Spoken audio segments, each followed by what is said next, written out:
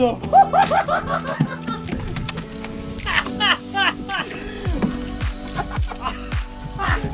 Oh my God!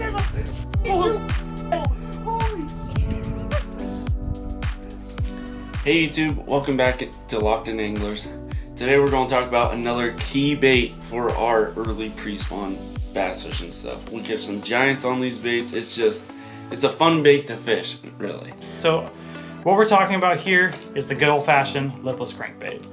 There's a lot of ways to fish it, and there's a lot of really quality bass that we've had over the years that have come on it, especially in this pre-spawn time of year. When I say versatility, we fish this bait from 30 feet all the way up to basically 1 foot of water. Dirt shallow, yeah. And there's a bunch of different baits that we use to really break that down. So I'll start with the deep bite, because the deep bite's definitely one that's become more and more in the limelight over the last handful of years. Definitely. And basically this bait that we predominantly rely on the Lucky Craft LV500. We usually throw a ghost minnow or more of a pearly color to accomplish that. And the only other bait that really kind of works for that deep bite is the Jackal TN70, another 3/4 ounce bait that's just really heavy and can get down there. And that bait in the deeper water column, we're basically fishing it a lot like a jig or like a blade bait. And we're hitting it out, throwing it off of ledges, off the ends of points, and working the bait from anywhere from we usually have the boat in like 12 to 15 feet of water, and we're working it either up the point or along the ledge in about 30 to all the way about from 30 to 15 feet of water. And it's just a simple, you cast it out there, you let that bait hit the bottom, you lift it up, maybe basically you just start to feel the bait start to buzz, and you let it back down. And you just repeat that all the way back to the boat. It's really slow. It's a bit monotonous, but between Washington, California, your travels over east, that bait has caught them ever. I mean, you caught a 7 on, what was that? That first same Rayburn. On Rayburn. Same Rayburn, just like this bait right here, ripping through the grass, just like you're saying. Yep. And so the deep bite is one that we really catch some decent numbers on. But the tried and true for the lipless is just chucking and winding up shallow. And there's a ton of baits that we'll go through that we really rely on to do that. But this time of year, I mean, if you don't have a lipless tied on, you're definitely missing the ticket, because that tight wobble, that extra vibration with those fish feeding up for the spawn, it's tough to beat. Yeah, definitely. And I mean, springtime, spring means red. So we mainly focus in the pre-spawn on, when we're fishing shallow at least, and deep, but we'll mainly focus on those red colors. This is the original Yozuri lipless color, and we'll throw these 3 baits right here for our smallmouth. That's what we mainly target our smallmouth, because they're loud. Smallmouth like loud ticking, loud noises, lots of little stuff, and largemouth like that one knocker sound, and it's kind of mind-blowing, like how many more largemouth you'll catch on that one knocker compared to this, and you will almost not touch some smallmouth on a one knocker. It's crazy. Yeah, it's so weird. They're so sound specific. But we throw the red because it's bold, and it's just a common thing. You throw red springtime, and a lot of times we'll fish some of these baits along that rip-rap, like what you're saying, on the points and stuff, and ripping through grass. Especially for the largemouth, we'll be ripping the one knockers and stuff through the grass and throwing the big baits on the big, trying to get that bigger bite, because you will catch a lot of fish on this, but you also produce some bigger fish with these baits too. Definitely agree. That reaction bite you can get out of these early on in the year is pretty ridiculous. And yeah, the one that Travis was talking about here, this big one, this Duo Realis Apex, this thing has caught some really big fish for us, both in the craw colors and in kind of your more natural bait fish colors.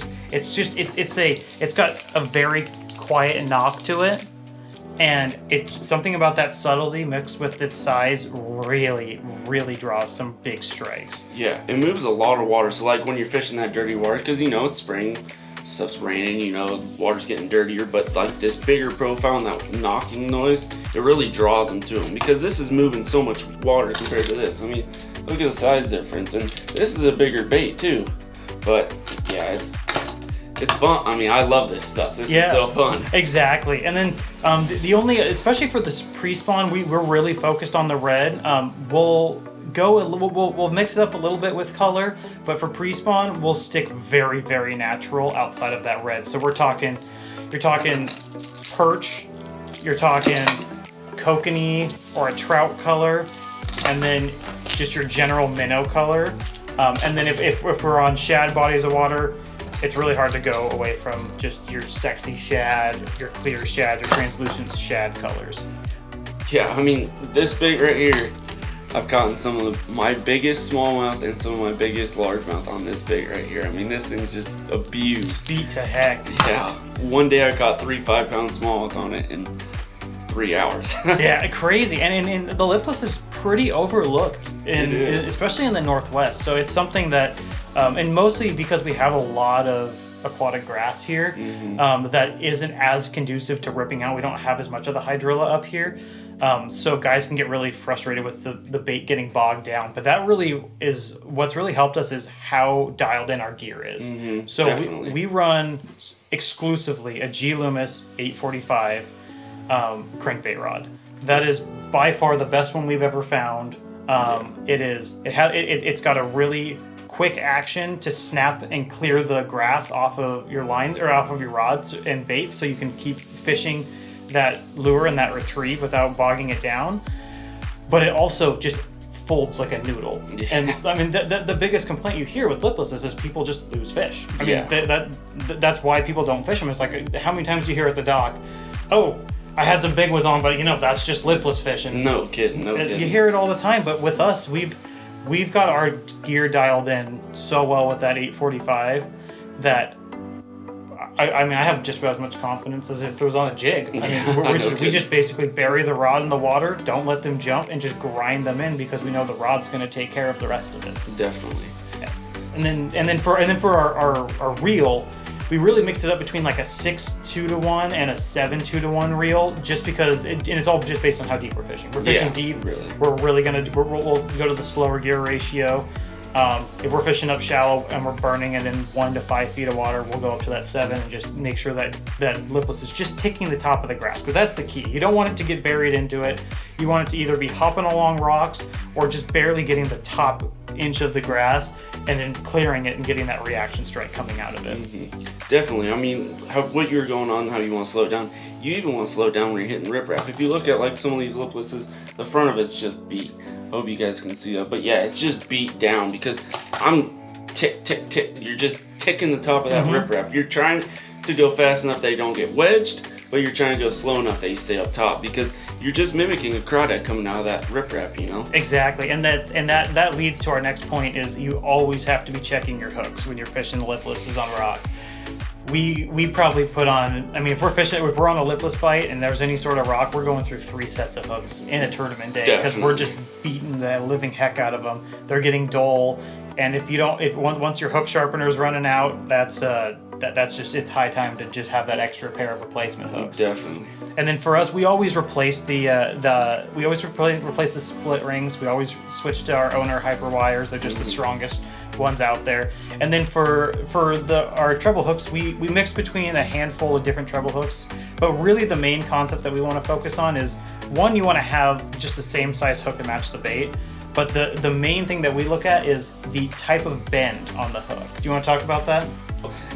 This hook is a great hook for when they're wanting it. If a fish really wants this and they're actually eating it, these hooks, you'll never lose a fish. You'll keep that fish pinned, and it's just incredible. I mean, shoot, I remember Lake Mead, I had that hook and I missed a lot of fish because they're slapping it. But the ones that ate it, oh, they're pinned. So a lot of times because of that, it was actually this bait on Lake Mead I was getting slapped at, and I missed a lot of them.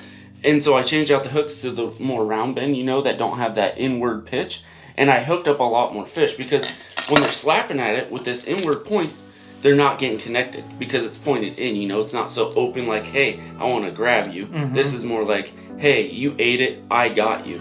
Exactly. But the round bend ones really are more, hey, you slapped it, I'm getting you. Yeah, exactly. That's why I think it's key to transfer to this. Unless you're having them choking it, I think you need to keep with those round bends, because it just, you connect with a lot more fish. Agreed. And smallmouth are notorious for not getting a lipless all the way in their mouth. I think basically for smallmouth, we're 100% round bends. Yeah. Just because most of the fish that you're catching, if you're lucky, it'll have half the bait in its mouth, but mostly it's pinned to the side of its face.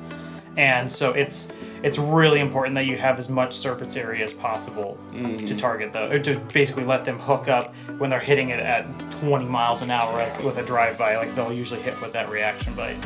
Because you also got to think with the smallmouth, right? Smallmouth are very aggressive fish, and a lot of times I think they like playing with their bait because they'll just smash it. They'll just beat the crap out of it. Close mouth and just hit it as hard as they can. I mean, how many fish do we have? Do we catch that their mouth's actually closed and it's all out here? You know, I mean, that's why we want those round bends so we can connect with them. I mean, because smallmouth really like smashing things and trying to kill it first, just before they get. It makes it for an easier target for them to get, in my opinion. Exactly. And like we said, there's this bait. There's 100 different ways to fish it. We really just focus on the fishing it slow and deep, just working it like a jig with that LV 500 or the TN70, just something nice and slow. Or we're up shallow with a handful of these other baits and we're just chucking and winding, just trying to get it to tick the very top of the grass. So anytime you're around ledges, you're around riprap, edges of grass, emerging grass lines, make sure you have this tied on, especially in the early spring. You will not be disappointed. And so, say you guys go out and you start having a good lipless days, you know, and don't be afraid to just go to that softer rod sometimes too, just to give it that give. I mean, if you keep losing, well, you might just be ripping a big old hole. So you want a softer rod so that it can really absorb their whole entire fight. Exactly, and because like we said, the thing that gives us the most amount of confidence is our confidence in our gear. Yeah. That's why we fish a lipless, is because we now know that we can get that fish in about every time. So if you guys have any questions about the gear, if you need links to anything, feel free to drop questions or comments down below, and we'll catch you guys in the next one. Yeah, tight lines.